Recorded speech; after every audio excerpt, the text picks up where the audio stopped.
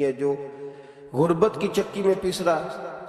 اسی طرح آپ لوگ بھی جانتے ہیں کہ کون کون غریب ہے، تو میں خود لسٹ کیوں نہیں بناتا؟ میں کیوں اس شخص کی زبان سے کہلوانا چاہتا ہوں کہ مجھے کچھ دیا جائے؟ میں خود اس کے دروازے تک جا کے کیوں نہیں پہنچا کر کے آ جاتا؟